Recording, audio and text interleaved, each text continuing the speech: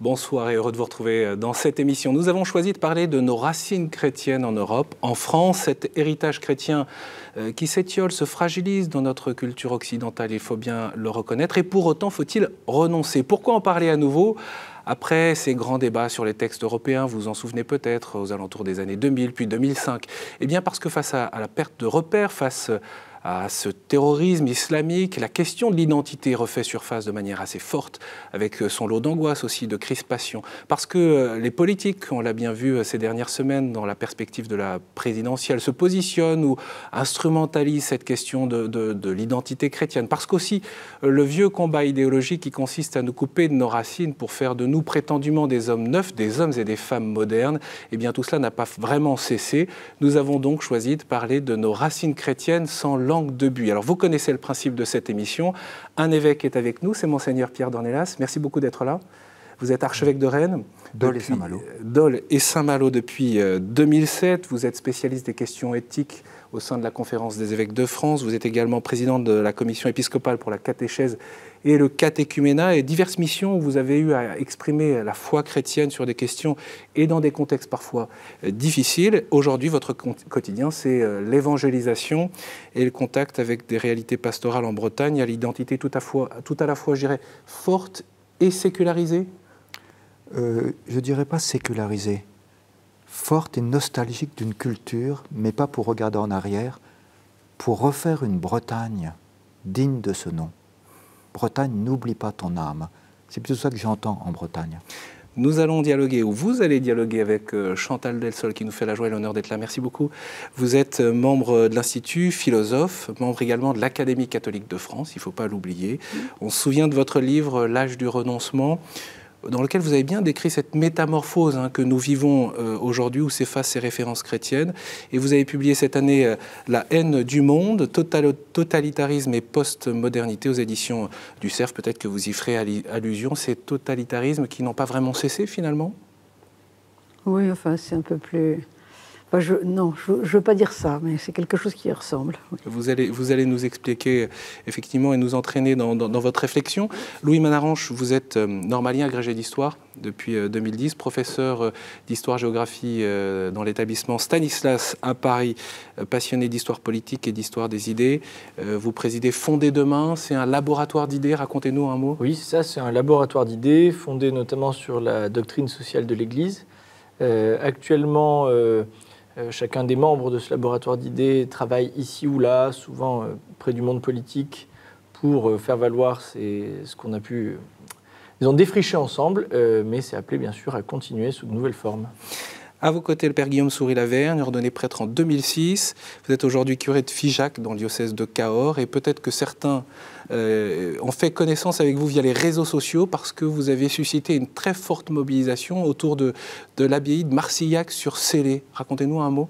C'était une partie de ma paroisse qui m'a été confiée par mon évêque, avec quelques ruines qui étaient là, des belles ruines quand même, et qui ont suscité un mouvement incroyable dont certainement nous parlerons aujourd'hui. Véronique Lemerle, vous êtes déléguée épiscopale pour le catéchuménat des adultes pour le diocèse de Pontoise, oui. C'est le Val d'Oise. Oui. Également, vous avez été mobilisée sur la catéchèse pour les enfants auparavant? Oui. Auparavant, j'étais déléguée pour la catéchèse primaire. C'est un bon poste d'observation puisqu'on parlait de cette métamorphose de notre société à l'instant, c'est un bon poste d'observation. J'espère que vous nous raconterez un peu à la fois les constats et puis cette évangélisation des jeunes et des adultes. Et puis, Nicolas Speranza, merci d'être avec nous. Vous êtes, responsable des relations politiques à la FAFC, c'est la Fédération des associations familiales catholiques au niveau européen. Votre bureau est à Bruxelles. Vous êtes italien? Oui. Et vous avez étudié en France? J'ai aussi étudié en France. Ce qui me donne un profil européen, assez européen, et puis, je dirais. Enfin, Albéric de Serran, vous êtes à la fois directeur pédagogique du cours Alexandre Dumas à Montfermeil, cours que vous avez fondé, qui est en quelque sorte le point de départ de cette fondation Espérance Banlieue, ce réseau d'écoles hors contrat à confessionnel, pour la rescolarisation des jeunes. Oui, pour tout simplement la réponse à un besoin réel des parents, des élus locaux, des entreprises qui constatent qu'il y a une pauvreté peut-être d'esprit et de formation, alors qu'il y a un cœur et une intelligence bouillonnante parmi tous ces jeunes. Donc il faut les éveiller. Et il y a ce fameux livre que vous avez publié, « Je veux faire battre le cœur de l'école », chez Lattès. Alors, puisque vous avez la parole, je vous pose quand même la question du constat, et peut-être que c'est vous qui allez initier ce dialogue. Quand vous avez fondé, au fond, ce cours Alexandre Dumas, c'est qu'il y avait un constat, un désir, un projet qui passe aussi par cette question de l'appropriation culturelle et de l'identité française, cet héritage culturel qui inclut aussi les racines chrétiennes. Racontez-nous pourquoi. Et puis voilà, pour commencer à nous faire réfléchir, entrer dans la discussion, dans le vif du sujet. Éric Mestrallet est le président de la fondation Espérance Banlieue. Éric Mestrallet est un chef d'entreprise. Il peut constater une grande pauvreté, finalement, chez beaucoup d'apprentis. Le constat que nous avons fait avec le cours Alexandre Dumas, c'est que lorsque nous sommes arrivés, nous n'avons pas du tout rencontré ce que l'on peut nous laisser voir de la banlieue à travers les médias. Nous avons vu des personnes généreuses qui souhaitent de tout cœur structurer leur enfant, des parents volontaires, désireux de faire connaître le pays où leur enfant est né. Et c'est cela qui a été un véritable coup de pouce pour nous. Et quand nous avons commencé à ouvrir notre école, 8 élèves, 17 élèves au bout de 15 jours, nous avons très vite constaté qu'il y avait une vraie soif de savoir qu'est-ce qui faisait battre le cœur et les racines même du pays dans lequel ils sont nés et pour lequel ils doivent vivre et avec lequel ils vont vivre. Parce que c'est exactement ce que l'on leur demande, c'est tout simplement d'être éveillés dans leur identité française. Deuxième et dernier point, c'est un public qui est généreux, qui se laisse totalement bousculer. Nous sommes à 70-75% de musulmans, une vingtaine de pourcents de chrétiens et autres qui restent des élèves et des parents qui sont en recherche ou en tout cas en réflexion philosophique, mais pas un attachement profondément chrétien ou religieux. Comment cette pluralité, sans perdre le patrimoine qui est leur patrimoine, c'est-à-dire le patrimoine français, judéo-chrétien, comment éveiller ces jeunes, c'est un sacré travail. Il faut du temps, de la patience et une volonté de formation. Et à ce moment-là, eh bien, toute la question de fond se pose. C'est par quel bout commençons-nous lorsque l'on veut s'inscrire humblement comme un outil de complémentarité avec les autres établissements qui travaillent dans ce contexte depuis 30 ans, 40 ans. Et comment, avec notre argument de petit effectif, nous allons y répondre. C'est une aventure magnifique. Monsieur Dornelas, par quel bout on commence ? Justement, c'est la question que j'allais vous poser, parce que vous posez la question, vous avez trouvé une réponse. Par quel bout commencer pour que ces jeunes puissent intégrer une histoire qui les projette? L'anthropologie humaine. Nous sommes allés tout de suite à l'essentiel, la beauté de l'existence et de l'être, que l'on peut transmettre à des enfants de CP, de CE1, jusqu'à la 3e, avec l'audace de faire de l'Aristote, du Thomas d'Aquin, au service d'un éveil de la citoyenneté, parce que l'anthropologie humaine est quand même un grand patrimoine et un grand capital que l'héritage chrétien et français offre à ses enfants, qui seront les adultes de demain. Ce qui m'a frappé dans ce que vous avez dit tout à l'heure, en amont, c'est incroyable si on prend au sérieux l'énergie que procure l'amour parental pour vouloir éduquer leur enfant. Et je pense que vous vous appuyez sur cette énergie étonnante que donne l'amour des parents. Tout seul, ils n'y arrivent pas, mais il y a un amour étonnant. Par quoi on commence? On parle d'anthropologie humaine et on parle d'amour parental. C'est la même chose. Dans le fond, l'anthropologie, non pas d'un point de vue ethnologique simplement ou sociologique, comme ce mot peut souvent le signifier, mais anthropologie au sens d'une réflexion sur qui nous sommes. Qu'est-ce que l'être humain? Et qu'est-ce qu'il y a de plus profond en lui? et quels sont les ressorts de sa volonté. Rien ne peut se faire sans volonté déterminée. Je suis frappé que ça commence par l'amour des parents. Et cet amour des parents, s'il reçoit une aide qui s'appelle l'aide de l'école, pour qu'il soit éducatif dans des conditions de vie parfois difficiles, bien sûr, de telle manière que cet être humain, qui s'appelle aussi bien le parent que l'enfant, découvre la grandeur de ce que c'est qu'être un être humain, la beauté de ce que c'est une conscience, la grandeur de ce que c'est une intelligence, non pas l'intelligence du savoir, mais l'intelligence qui est capable de construire avec d'autres ce que l'on appelle une culture. C'est intéressant, Chantal Delsol, que notre échange commence sur la question de l'école, et puis des parents, et de cette transmission. Au fond, comment ça fait écho à ce débat?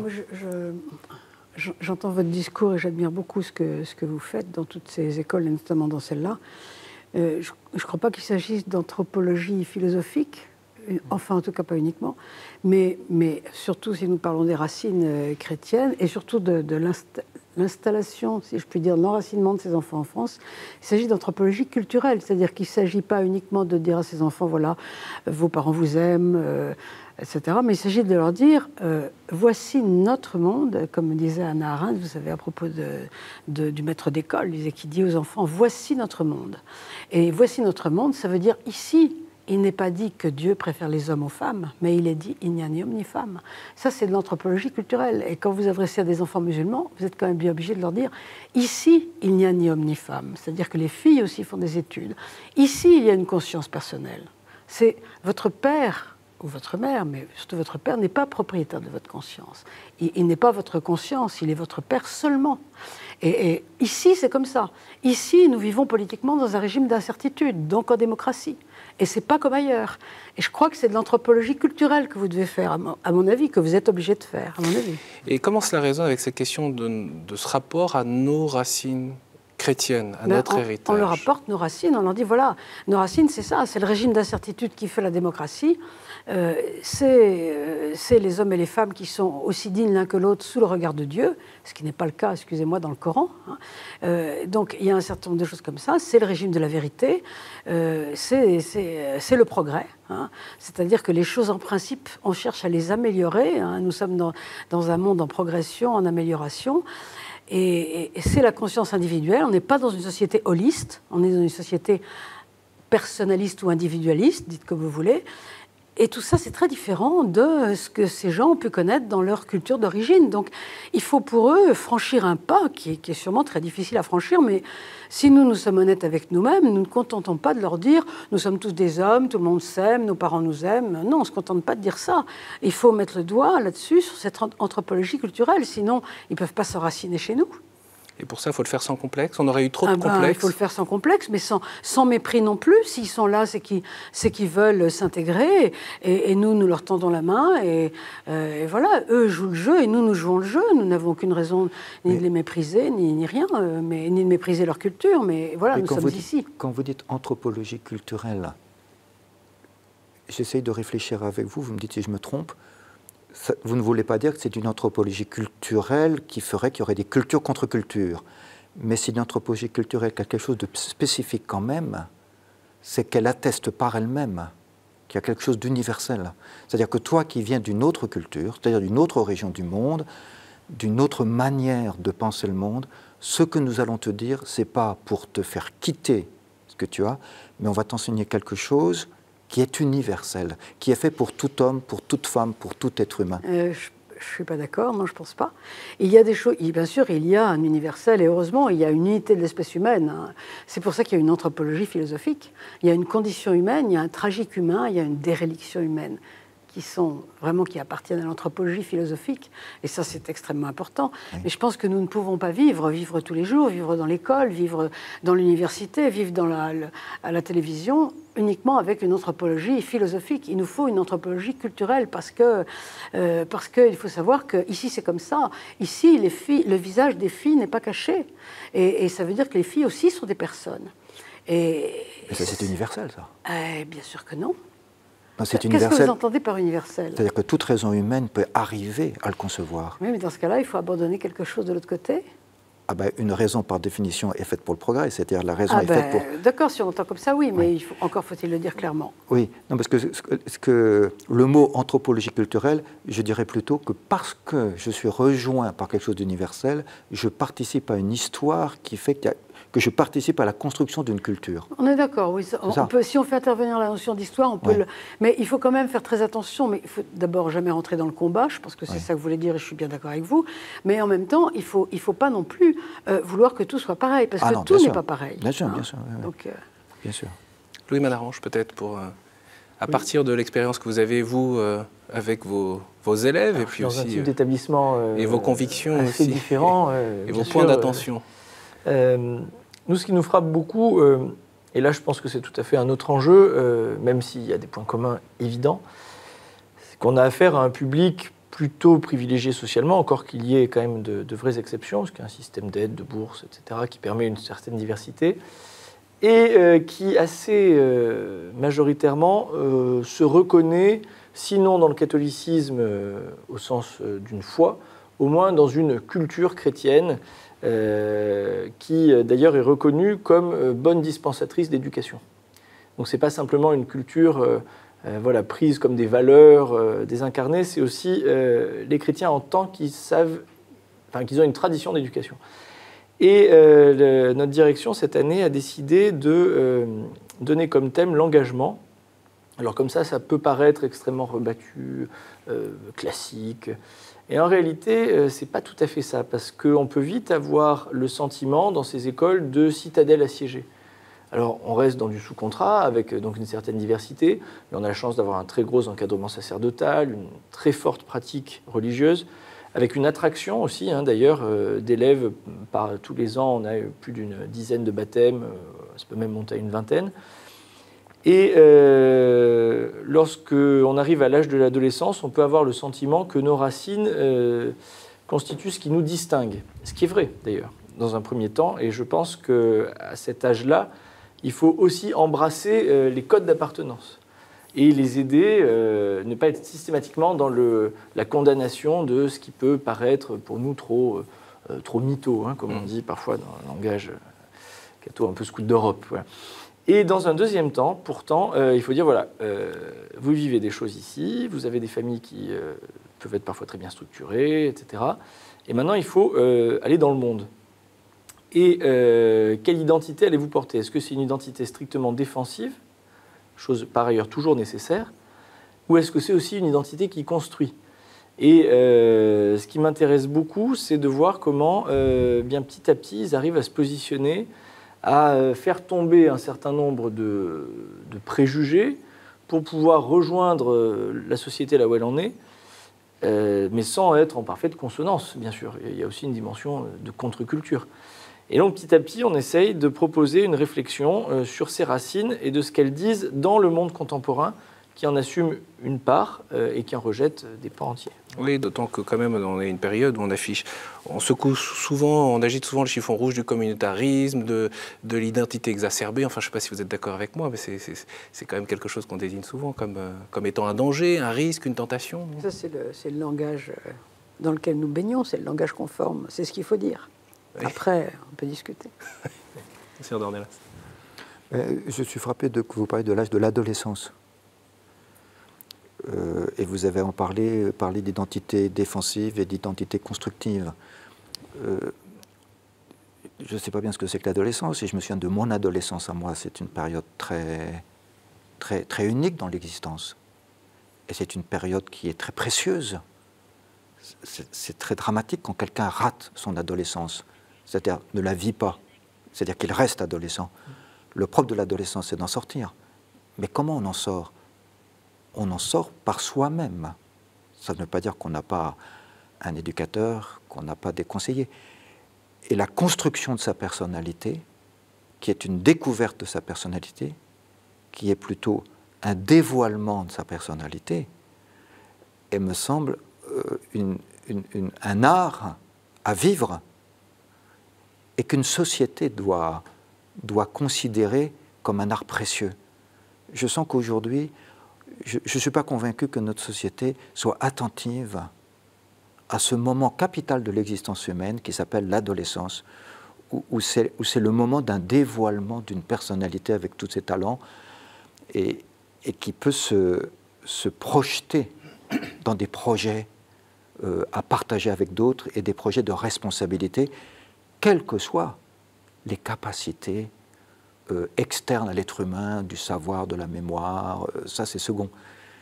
Mais je sens que cette période de dévoilement de l'adolescence, je ne suis pas sûr que quand on présente toujours dans une société des éternels adolescents, on permette aux adolescents de se dévoiler comme des hommes et des femmes à projet responsable. Et il me semble que notre société a quand même quelque chose d'un miroir narcissique adolescent qui appelle de façon urgente des adultes qui comprennent, qui n'ont pas peur de l'adolescence. Il ne faut pas avoir peur de l'adolescence. C'est une période splendide de l'existence humaine qui est à vivre. C'est un exode, hein, c'est une Pâque. Il y a un aspect douloureux de mort et de résurrection, mais qui est extraordinaire. Et pour les aider, que l'adulte lui dise « Moi, je sais d'où je viens. Je sais quelle est ma racine. Et je peux en parler. Je peux en témoigner. Ça m'aide à me dévoiler. » Bien sûr qu'ils ont besoin d'un adulte qui dise où sont les racines. Et à ce moment-là, l'adolescent vit une période magnifique de son existence et devient lui-même un adulte. Véronique Lemerle, c'est quelque chose, oui Ce que Monseigneur dit, ça me fait penser également au parcours catéchuménal que les jeunes vont vivre. Et on a entendu une question d'une catéchumène qui dit, en devenant chrétien, en voulant devenir disciple du Christ, est-ce que ma personnalité, mon identité va changer? Est-ce que je vais devenir quelqu'un d'autre? Et alors, c'est cette espèce de cheminement, de conversion, de transformation aussi de la personne du jeune adulte, hein, puisque la majorité des catéchumènes, c'est des jeunes de 20 à 35 ans à peu près. C'est magnifique comment on va les voir justement grâce à la rencontre du Christ, à la rencontre de l'Église, à des expériences de foi qu'on leur aura donné à vivre, eh bien, vont devenir effectivement, vont être toujours eux-mêmes, mais en même temps devenir quelqu'un d'autre, des personnes plus dignes, plus s'appuyant sur des points de repère très importants pour leur vie. Je vous donne la parole dans un instant, Père Souris-Lavergne et Nicolas Speranza, mais peut-être Chantal Dessol, encore un mot, parce que vous le développez dans votre livre « La haine du monde, totalitarisme et postmodernité ». Vous parlez du combat et du débat entre ceux qui veulent encore remplacer le monde et ceux qui veulent le défendre et le protéger. Il y a encore un débat, un combat à mener sur cette question, ne serait-ce que pour que ces racines chrétiennes puissent être transmises et qu'on puisse en avoir conscience, qu'on puisse en vivre aussi, tout simplement. Mais vous savez, même si on n'en a pas conscience, elles sont là. Je pense qu'il n'y a même pas un débat autour de ça pour savoir si elles existent ou n'existent pas. Elles sont déniées parfois. Il y a eu des débats littéralement hystériques au Parlement européen et dans les instances européennes pour essayer qu'elles ne soient pas dans les textes, comme vous savez, comme on efface un type sur les photos du parti, quoi. Mais ce n'est pas possible parce qu'au fond, les racines chrétiennes, elles nous donnent la démocratie, elles nous donnent les droits de l'homme, elles nous donnent la conscience individuelle et personnelle, elles nous donnent le combat pour la personne et pour essayer de ne pas tuer les bébés nouveau-nés. C'est tout ça qu'elles nous donnent. Donc nous sommes en plein dedans, nous baignons dedans, elles nous donnent le progrès, l'idée que nos enfants doivent vivre mieux que nous. Donc, je veux dire, c'est même pas la peine d'essayer d'effacer le portrait sur la photo. On est dedans et c'est tout. Qu'est-ce qu'on a à faire alors? Et aussi, puisqu'il y a un évêque qui est là, qu'est-ce que les évêques aussi ont à faire, les chrétiens que vous êtes? On a juste à vivre. Vous savez, c'est en nous regardant vivre que les gens peuvent avoir envie de penser comme nous, parce que nos baratins, vous savez... Moi, je rejoins tout à fait cette réflexion, parce que il nous est arrivé il y a 2 ans, chaque fin d'année, nous partons en Normandie avec les 3e qui font une semaine de révision. Et donc, ils comprennent la liberté que cette France a eue, avec aussi le débarquement des Américains, des Alliés.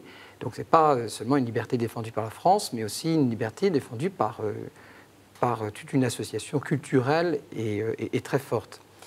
Et ce qui s'est passé, c'est que c'était un anniversaire important, donc il y avait une célébration, une cérémonie avec des pompiers, quelques militaires autour d'un monument au bout d'un grand cimetière.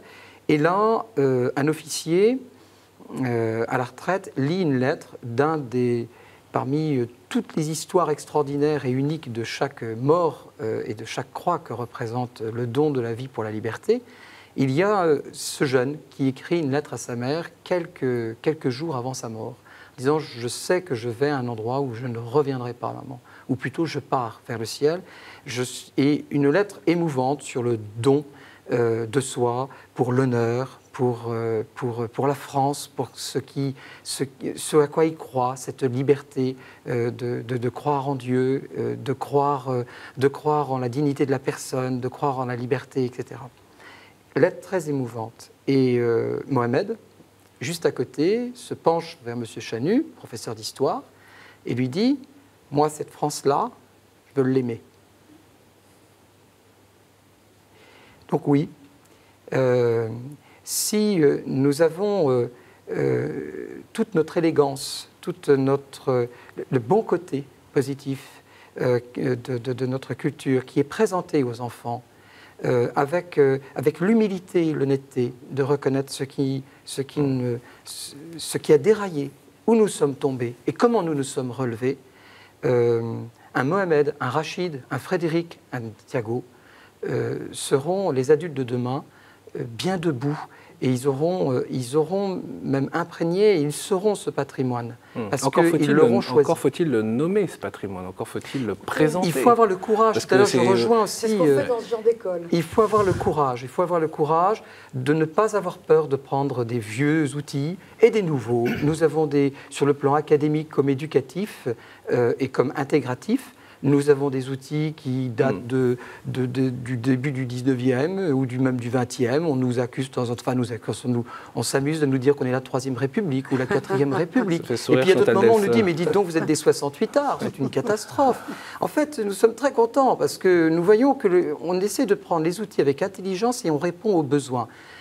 Aujourd'hui, le drapeau français qui flotte au cours Alexandre Dumas et dans les écoles d'Espérance banlieue ne sont pas des drapeaux qui disent « l'école française se réveille et s'occupe des enfants des immigrés ». Voilà, non. Il y a des Français dans cette cour, dans nos classes, ils sont présents, ils se forment et ils grandissent. Et c'est pour ça, comme la reine d'Angleterre, le drapeau flotte parce qu'ils sont là. Il faut de l'audace, Monseigneur, il faut du courage dans le contexte actuel dont on dit qu'il est un peu liquide, voilà. Je ne sais pas si c'est du courage, mais en tous les cas, c'est de regarder l'évidence qui donne du courage. Comme dit Madame Delsol, il y a quelque chose de fondamentalement évident. Et à force de se regarder soi, on ne regarde plus l'évidence. Oui, mais on a beaucoup complexé aussi les chrétiens sur leur identité, au point que peut-être même ils ont cru bon à un moment qu'il fallait s'enfouir. Ah bah, il y a eu la théorie de l'enfouissement, bien sûr, qui était peut-être une mauvaise lecture de la discrétion et de l'humilité. Je crois qu'il y a quelque chose de très fondamental dans l'anthropologie chrétienne qui moi, est fascinante et d'une beauté extraordinaire, qui dit la dignité de l'être humain comme, à mon avis, nul autre ne peut le dire. Je ne sais pas si c'est de l'audace, si c'est tout simplement l'évidence de là où je suis et d'être ce que je suis. Parce que bien sûr, il faut du courage par rapport à des situations conflictuelles pour être ce que je suis. Mais je préfère le mot évidence, comme disait mon père, un de ses professeurs qui disait, vous savez, quand on vous dira que c'est évident, dites-vous bien que ce n'est pas évident. Voilà. Qu'est-ce que je veux dire par dire évidence? C'est d'entrer en soi-même pour comprendre qui je suis dans l'histoire dont je suis l'héritier. Et j'en suis fier. Et fier ne veut pas dire enfouissement, ça veut dire, c'est pas dire enfouissement, fier, j'en suis un héritier. Voilà, donc je suis un humblement héritier. Et ça, je crois que cette anthropologie chrétienne, je suis frappé dans ce que dit Mohamed, c'est que tous ces hommes et ces femmes qui ont donné leur vie et qui ont accepté de donner librement leur vie pour la France, pour beaucoup, j'entends dans les lettres que j'ai lues aussi, Dieu, la famille et notre nation, notre France. Il y a les trois qui sont indissociables. Et je crois qu'il y a quelque chose de très profond, de très très profond qui permet à Mohamed ou quel qu'il soit de dire « je veux rentrer dans cette histoire ». Ça devient la mienne. On parlait tout à l'heure, Monseigneur tout à l'heure nous disait qu'on proposait à la société des adolescents comme modèle et d'éternels adolescents, des gens qui ont 40, 50 ans, il suffit de voir les vedettes du petit écran, l'horreur d'un certain nombre d'émissions, notamment de la TNT, enfin, je ne vais pas les nommer, mais, parce que tout le monde les connaît. Et ça serait peut-être trop d'honneur de les nommer. Mais philosophiquement, il y a quelque chose aussi qui me semble un peu caricatural, c'est-à-dire qu'on voit depuis plusieurs décennies remplacer systématiquement le concept de liberté par celui d'émancipation. Alors que l'émancipation, effectivement, le fait de ne pas considérer qu'un héritage est un déterminisme absolu, soit nécessaire pour se déterminer soi-même librement, c'est un fait. Mais qu'en revanche, la finalité des sociétés soit l'émancipation, il me semble que dès lors qu'on proclame une telle finalité, effectivement, on a forcément un problème avec ses racines, un problème avec sa croissance, car les deux sont toujours liés, et donc un problème avec aussi bien l'histoire que la projection. Et je suis frappé de voir encore dans les discours politiques, dans les discours parfois aussi éducatifs, la notion d'émancipation comme finalité maximale, alors même que la liberté suppose cette détermination, cette orientation vers le bien qui dépasse la simple émancipation. Orientation responsable. Oui. C'est une responsabilité, la liberté. Nicolas Speranza, on ne vous a pas entendu jusqu'à présent. De fait, vous êtes le témoin de ces confrontations idéologiques de manière très forte au niveau européen et qui ont des conséquences ou potentiellement des conséquences sur nos vies. On pense notamment à tout ce qui concerne la dignité de la personne humaine, bien sûr, bien au-delà, mais aussi cette question aussi cruciale et sensible pour nos vies. Tout à fait, tout à fait. Nous sommes à Bruxelles, à Strasbourg. Nous portons cette évidence dont parlait Mme Dessol à Bruxelles, auprès des institutions européennes. Nous essayons de porter la réalité des familles, comme association familiale, des familles d'Europe, à cette Europe qui est en fait en quête de racines, en quête d'identité. Vous avez mentionné tout au début de notre débat la mention des racines chrétiennes dans le projet constitutionnel européen. Oui. Voilà. Il y a eu une claire renonciation à mentionner cette identité, cette claire identité. Et depuis, on voit bien que l'Europe fatigue à retrouver son âme.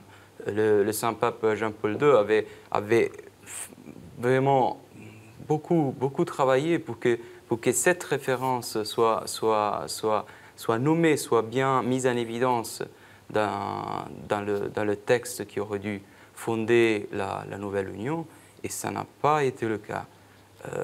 Et nous envoyons, Mme Dessol disait, c'est en vertu de cette identité que la vie est respectée, que nous allons vers le progrès. Et bien, aujourd'hui, la vie n'est pas respectée en Europe. Cette Europe qui est née pour la paix ne l'est pas. Parce qu'il y a un retour du paganisme. Voilà. Et actuellement, il y a une lutte entre l'héritage chrétien et le retour du paganisme. Ouais. C'est tout le combat de l'IVG, etc. C'est ça. Il faut revenir à la lettre à Diognète, où on dit, mais enfin c'est bizarre, les juifs et les chrétiens sont des gens qui ne tuent pas les bébés surnuméraires. C'est curieux quand même. Je voulais vous faire dire ça. C'est ça. Mais je pense que quand on parle de combat, un des grands dangers du mot combat, c'est que le christianisme n'est pas pour le combat violent. Je suis frappé que le christianisme est pour le combat du martyr, du témoin. Et dans le Concile Vatican II, je suis frappé de deux choses. À chaque fois que le Concile Vatican II parle du rapport de l'être humain à la vérité, que ce soit du point de vue de la recherche et de la conscience dans Dignitatis Humanae, le texte sur la liberté religieuse, ou que ce soit dans l'acte de foi, à chaque fois, il y a le concept de douceur. Il y a quelque chose de très profond dans l'anthropologie chrétienne, dans le rapport à la vérité. C'est un rapport qui ne peut pas être gagné par la violence. C'est un rapport qui est de douceur, un peu comme le gros paquebot qui aborde au port. Il aborde toujours dans la douceur, sinon le port explose. Voilà. Et je pense que ce concept de douceur, quand on lit les lettres de Saint Paul, Il est tellement présent. C'était une vertu prisée par les Grecs et que saint Paul va donner dans le christianisme comme un fruit de l'esprit. Jésus est doux. Doux et humble, c'est comme une répétition. Je crois que c'est très important. Et la deuxième chose qui me frappe dans le Concile Vatican II, vous savez qu'il y a 4 constitutions qui sont des grands textes, puis ensuite il y a des décrets d'application, disons. Mais à côté des 4 constitutions, il y a 3 déclarations. Ces 3 déclarations sont fondamentales. La première, c'est une évidence, c'est la déclaration sur le droit civil à la liberté de conscience et à la liberté religieuse. Je rejoins l'émergence de la conscience. Bon, très bien. La deuxième déclaration, c'est comment le catholicisme peut-il intégrer son rapport aux autres religions et entre autres, par exemple,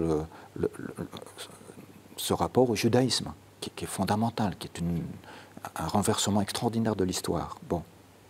Et la troisième déclaration, c'est sur l'éducation. Et le titre même de cette déclaration, enfin les premiers mots, c'est le grave devoir de l'éducation. Et je sens qu'on est confronté aujourd'hui à un combat entre un paganisme et un christianisme qui se situe à la croisée de ces 2 affaires, la douceur dans le rapport à la vérité. Et il me semble que quand on nie quelque chose, il y a une négation qui est violente. Et la violence atteste quelque chose d'une idéologie malsaine.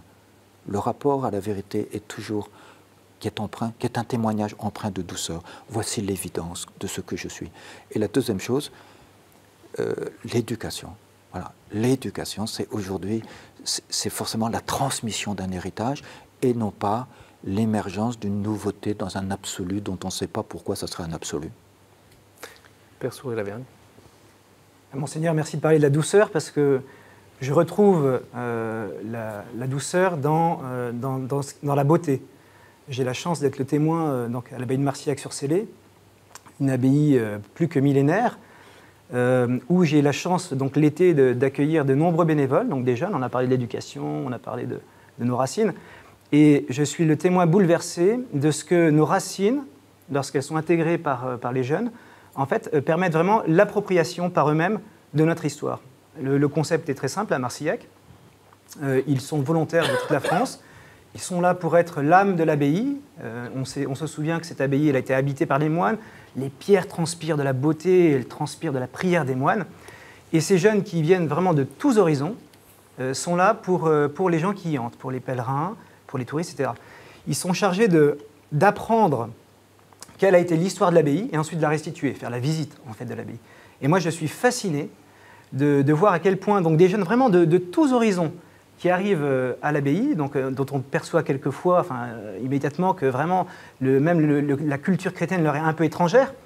Je suis fasciné de voir à partir du moment où ils apprennent l'histoire de l'abbaye, donc l'histoire de ce lieu très, très précis dans lequel ils vont vivre quelques jours, 1 semaine, 2 semaines, etc. Eh bien, d'un seul coup, ils s'approprient ce lieu. En quelque sorte, ça c'est bouleversant, ça devient leur abbaye. Et ils ont réellement, et en fait ils ont raison, en restaurant cette abbaye, ils ont conscience qu'ils participent à l'histoire. C'est-à-dire qu'en se souvenant de notre histoire passée, ils comprennent que leur action aujourd'hui, eh bien, les fait entrer dans l'histoire, contribue à eux aussi marquer l'histoire. Et ça, c'est bouleversant. Pourquoi on y arrive à partir des pierres, si je puis dire, et que c'est beaucoup plus difficile ou contesté sur d'autres sujets? On sait l'attachement viscéral des Français pour le patrimoine des pierres, et en particulier celle des églises. Bien, je crois que Monseigneur a donné la clé, c'est la douceur. Quand vous voyez quelque chose qui est beau, vous entrez dans un bâtiment qui transpire l'histoire, personne n'est là pour vous tanner, ou etc. Vous n'êtes pas pressé. Et puis, il se trouve que là où nous sommes, donc, dans le Lot, à l'abbaye de Marcillac-sur-Célé, c'est surtout pendant la période estivale que les gens viennent. C'est-à-dire c'est une période extraordinaire dans l'année où les gens ont enfin le temps. Et quand ils ne sont pas pressés, quand ils sont simplement les témoins de la beauté qui s'ouvre à leurs yeux, eh bien alors ils sont fascinés. Et c'est vrai qu'il y a comme ça un intérêt à la fois pour l'histoire, pour notre culture, pour nos racines, qui se révèle dans la douceur. En vous entendant, vous parliez des pierres. C'est vrai que la beauté se reçoit et se reçoit avec douceur. Et je pensais aux pierres vivantes. Mère Teresa meurt en Inde, c'est un deuil national. Où est-ce que se trouve la beauté peut-être dans le christianisme, c'est dit, et dans le judaïsme, avec une force extraordinaire, dans le plus pauvre. Dans le plus pauvre. Je pense par exemple à l'Arche de Jean Vanier. Le plus pauvre me révèle à moi quelque chose, me fait sortir de moi des sources d'humanité que j'ignorais en moi. Bien sûr, ça passe par des craquements, ça passe par des conversions, mais faire alliance avec le plus pauvre et découvrir. Moi, je faisais ça avec des adolescents dans une aumônerie, et tous les jeunes de l'aumônerie allaient visiter des plus pauvres, des personnes âgées, des prisonniers, enfin que sais-je, là où c'était possible. Et je voyais ces adolescents qui découvraient leur grandeur à eux. Pourquoi? Parce qu'un plus pauvre, c'est le plus beau des enfants des hommes. Évidemment, c'est le crucifié. Le christianisme est quelque chose de prodigieux, de prodigieux. Et je vois beaucoup de jeunes aujourd'hui, après l'adolescence, des jeunes étudiants, des jeunes pros, qui engagent leur vie professionnelle parfois aux côtés des plus pauvres. Pas pour les plus pauvres, mais aux côtés. Les gens de la rue, les personnes handicapées, le bénévolat aux soins palliatifs, avec des soins en fin de vie. Et je sens que là, il y a une ressource pour notre République. Je ne voudrais pas que des lois absurdes empêchent, enfin, se fassent dans l'aveuglement vis-à-vis de ce plus beau des enfants des hommes que sont les plus pauvres, quels qu'ils soient.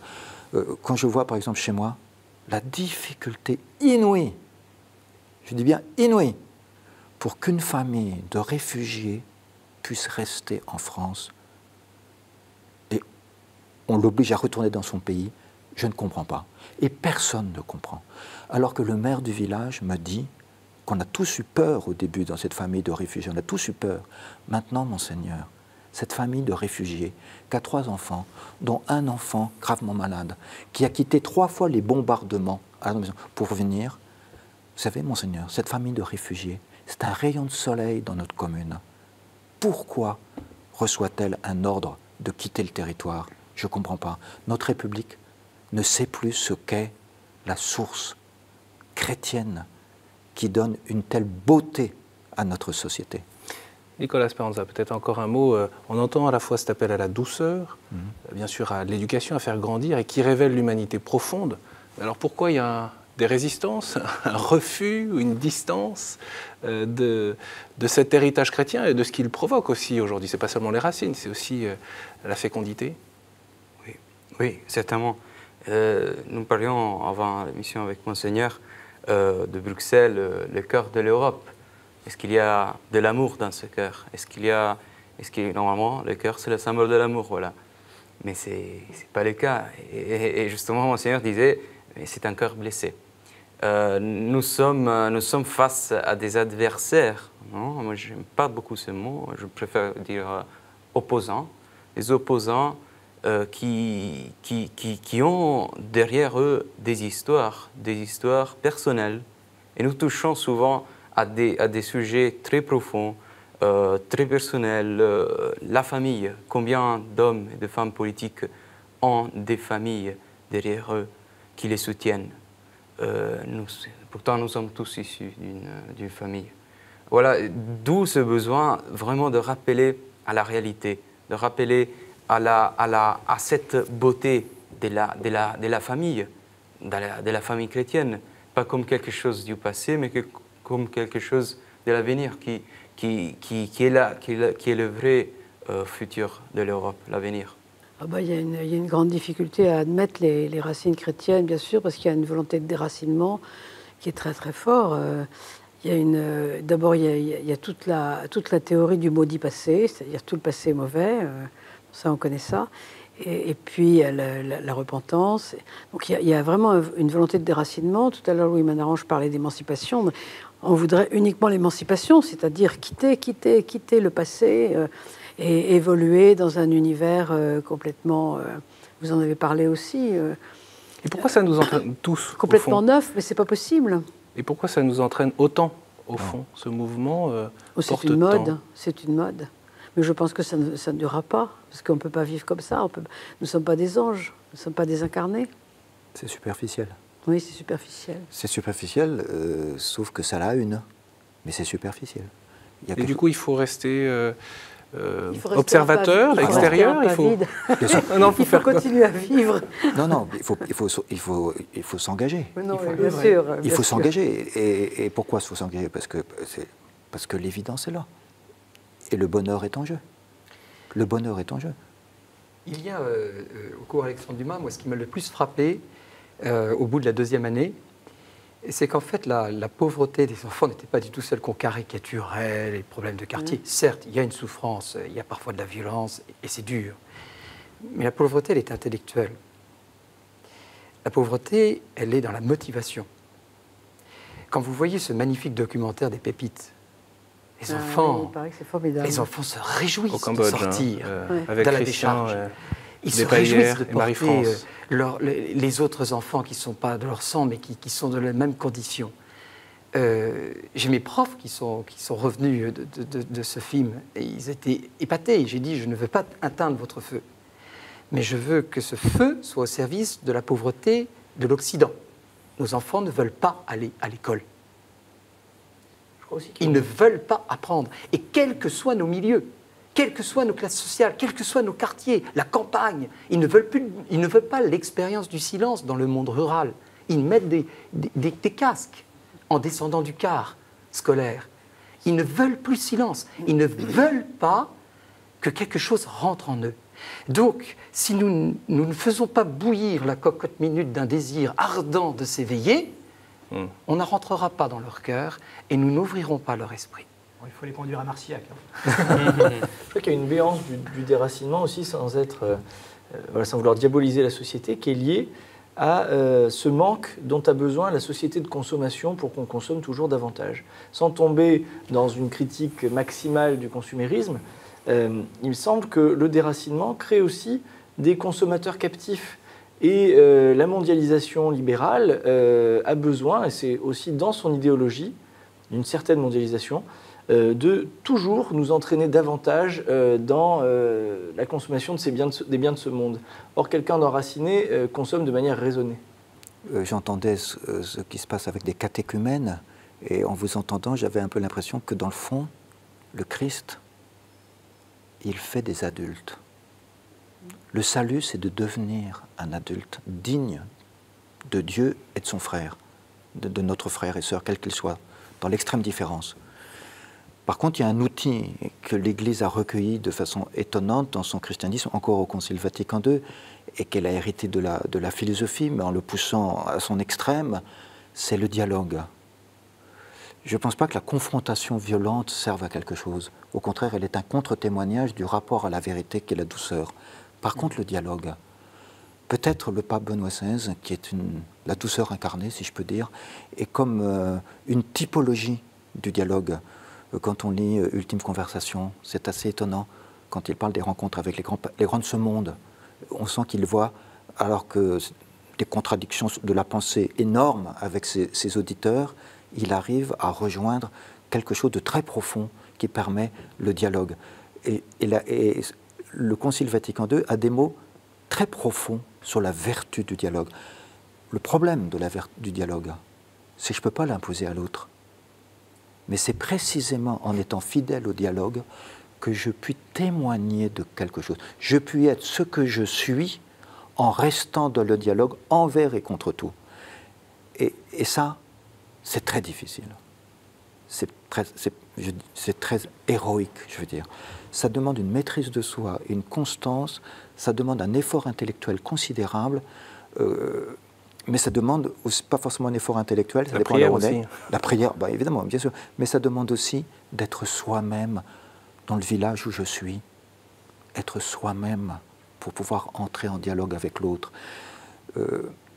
Je sens que le christianisme nous donne quelque chose de fondamental quand on dit que Dieu est entré en conversation avec nous. Dialogue avec celui qui est totalement différent de lui, parce que l'homme est pécheur. Dieu est le 3 fois saint. Et voilà que Dieu entre en dialogue avec quelqu'un qui est absolument pas fait pour entrer avec lui, puisqu'il est pécheur. Et pourtant, Dieu nous le montre. La différence, c'est le lieu du dialogue. Ça demande, la première vertu du dialogue, c'est l'amour, la charité. C'est pas facile. Il n'y a que Dieu qui peut me faire naître la charité dans le cœur de quelqu'un, que cette personne soit croyante ou pas. C'est pas la question c'est pas du confessionnalisme que je dis là. Moi, je le sais à cause de la foi.